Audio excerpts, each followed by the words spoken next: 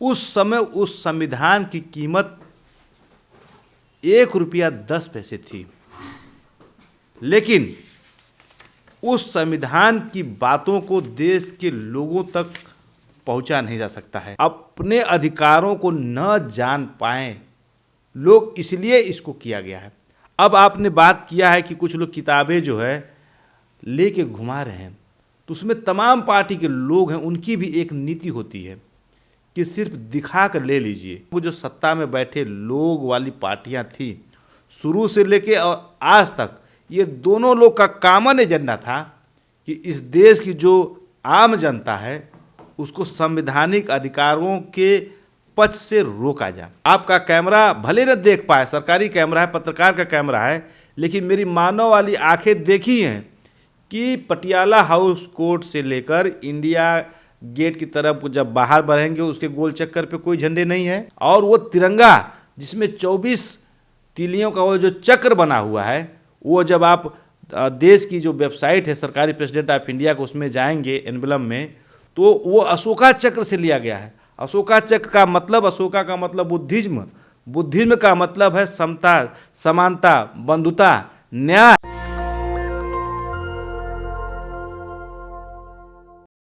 नमस्कार, मैं श्रवण कुमार, आप देख रहे हैं नेशनल दस्तक। और हमारे साथ बातचीत करने के लिए गौरव यादव जी हैं। आप लोग सभी लोग जानते हैं, किसी परिचय के मोहताज नहीं हैं। हमेशा अगर कोई संवैधानिक बात की होती है तो हमेशा ये निष्पक्ष होकर अपनी बात रखते हैं, और सुप्रीम कोर्ट के वकील भी हैं। मैं इनसे जानने की कोशिश करूंगा। सर, कल 26 जनवरी है, देश भर में हर्षोल्लास का दिन है। आप सभी लोग जानते हैं कि इस देश में संविधान है और संविधान से देश चलता है। आप कैसे देखते हैं? आप तो एक वकील भी हैं, आपको समझ भी है संविधान का, तो आप कैसे देखते हैं कि क्या इस देश में पूर्ण रूप से आज संविधान इम्प्लीमेंट हो पाया है कि नहीं? देखिए, आपके माध्यम से पहले तो मैं देशवासियों को 26 जनवरी 2025 की हार्दिक शुभकामना देता हूं। और जो आपका मूल प्रश्न है उसका जवाब भी मैं आपको दे दूं। ये आप देख रहे हैं, ये मेरा नहीं है, ये भारतीय संसद की जो अधिकृत वेबसाइट है और उनकी लाइब्रेरी का 1949 में प्रकाशित होने वाली एक सिंगल किताब है। इस किताब का नाम है द कॉन्स्टिट्यूशन ऑफ इंडिया। जो इसमें मैं सबसे महत्वपूर्ण बात बताना चाहता हूँ कि जो लोग आज एक कोई किताब दिखा दे रहा है, कोई चुनाव लड़ रहा है, नारा लगाने वाले हैं, इस किताब का रेट जो है बहुत ही कम था, 1 रुपया 10 पैसे था, जो printed by the India, by the manager of the India, India press, new Delhi से प्रकाशित हुआ था। उस समय उस संविधान की कीमत 1 रुपया 10 पैसे थी, लेकिन उस संविधान की बातों को देश के लोगों तक पहुंचा नहीं जा सकता है। आज मैं जिस पेपर पर मैंने इसको प्रिंट किया हूं, इस पेपर का दाम भी जो है 1.5 रुपया के करीब है, एक पेपर का। तो आप सोच सकते हैं कि इस देश में जिस संविधान से यह देश चलता है उसको आम जनता तक पहुंचने से रोका गया। लगातार ये सब चीज़ें देखने को मिलती है कि जिस देश में जिस किताब से देश चलता है, आप उसको कॉलेज यूनिवर्सिटी में इम्प्लीमेंट भी नहीं कराया गया ताकि लोग उसको जाने पढ़ें। क्या इसके पीछे की वजह हो सकती है कि इतना महंगा किया गया संविधान को? स्कूल कॉलेज में सब्जेक्ट में नहीं इसको प्रवेश किया गया। आप तो भली बात जानते हो। क्या इस उद्देश्य? जिस चीज़ को, जिस संविधान से आपका सब्जी, चावल, खेत, कपड़ा, नौकरी, जीवन, जीना, मरना, शादी, विवाह, सारा कुछ निर्धारित होता है, उसी को आम जनता से पहुंच से रोक दिया गया, एक साजिश की तहत रोका गया। मानो और आपका वो इंटरव्यू बहुत लंबा हो जाए, इससे रोकने के लिए मैं आपका देश इस पहली किताब में जो पढ़ा था कॉन्स्टिट्यूशन ऑफ इंडिया का प्रियम्बल, मैं उसको पढ़ देना चाहता हूँ, और उसके जो आदर्श स्तंभ है उसके बारे में हम बात करते हुए अपनी बात समाप्त करेंगे। उस समय लिखा गया, इस समय दिलीप मंडल जी समाजवादी वाले पर भी बहुत पोस्ट लिख रहे हैं। बहरहाल अब उसमें सरकारी प्रवक्ता हैं। भारत का संविधान की जो प्रस्तावना उसको एज इट इज ऐसे पढ़ दिया जाए, we the people of India having solemnly resolved to constitute India into the sovereign democratic republic and to secure to all citizen justice social economic and political liberty of thought expression belief faith and worship equality of status and opportunity and to promote among them all. अब पत्रकार महोदय आप श्रवण जी हैं, लेकिन मेरा सवाल है आपसे, जिस तरह से आपने प्रियम्बल को पढ़ा, जो प्रस्तावना को आपने पढ़ा, लेकिन सवाल है, देश में दो ही पार्टियां सबसे ज़्यादा राज की। देश को 78 साल हो गए आज़ाद हुए, एक कांग्रेस है, दूसरा बीजेपी। बीच में थोड़ा सा समय के लिए जनता दल की सरकार बनी थी, और तमाम अगर बात किया जाए तो उसी दौर में ओबीसी का आरक्षण भी लागू हुआ था। क्या वजह है कि आज देखेंगे जो इंडिया गठबंधन के जितने भी घटक दल हो, चाहे वो कांग्रेस हो चाहे तमाम हो, जो संविधान की किताब लेके घूम तो रहे हैं लेकिन उसको जन जन तक पहुंचा नहीं पा रहे हैं। यही बात मैं कहना चाहता हूं कि कहाँ पे न्याय रह गया, कहाँ पे लिबर्टी रह गई, कहाँ पे इक्वलिटी रह गई। अगर ये संविधान उस समय से लागू रहा होता तो 1 रुपया 10 पैसे की ये किताब जो सरकारी रेट पे उसमें पब्लिश हुई थी, उसके पढ़ लेने वाले आज इस देश के एसटी ओबीसी माइनॉरिटी समाज के लोग हर क्षेत्र में होते, मीडिया में होते, उद्योग में होते, जुडिशरी में होते, व्यवस्थापिका में होते, इवन कि पार्लियामेंट में उनकी संख्या ज़्यादा होती। अपने अधिकारों को न जान पाएँ लोग, इसलिए इसको किया गया है। अब आपने बात किया है कि कुछ लोग किताबें जो है लेके घुमा रहे हैं, तो उसमें तमाम पार्टी के लोग हैं, उनकी भी एक नीति होती है कि सिर्फ दिखा कर ले लीजिए, उसमें क्या लिखा गया है उसको बताना नहीं है।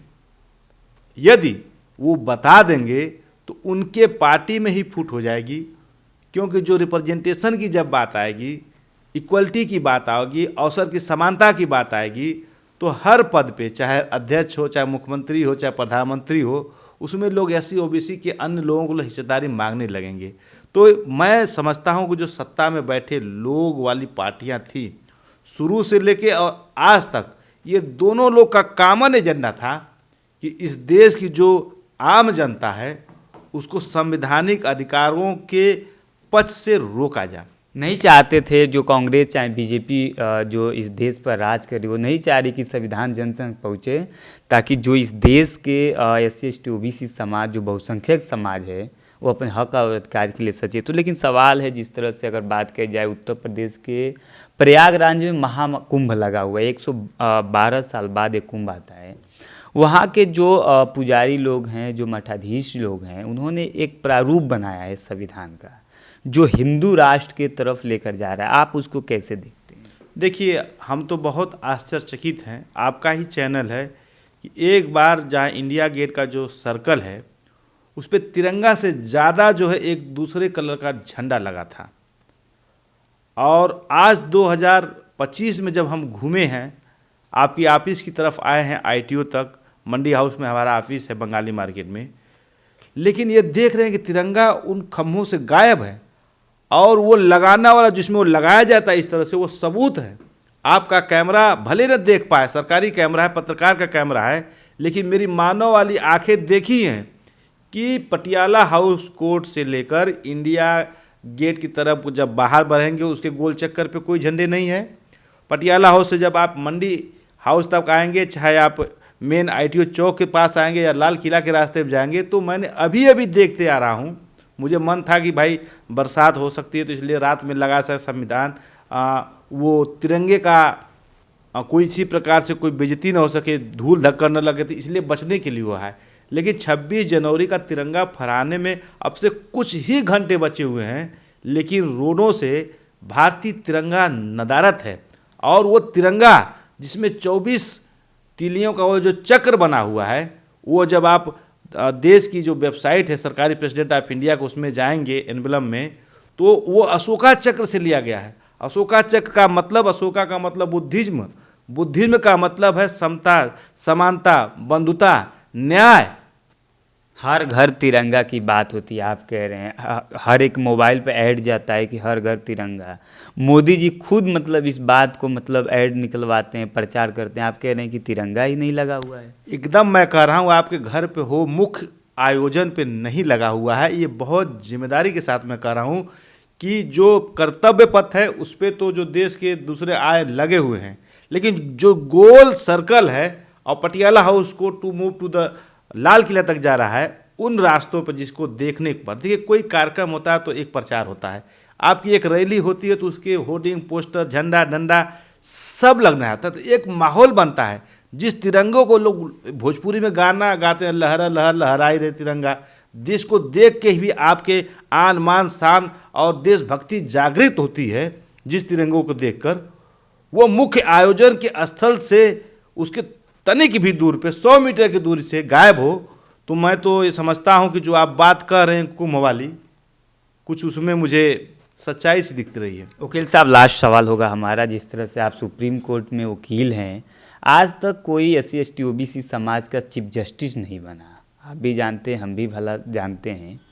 क्या लग रहा है कि जब हिंदू राष्ट्र की जो खाका तैयार किया गया है, जो प्रारूप तैयार किया गया है, जो बसंत पंचमी के दिन पूरे देश के सामने रखा जाएगा, उसमें आप लोगों का भविष्य दिख रहा है? SC/ST OBC समाज का भविष्य है उसमें?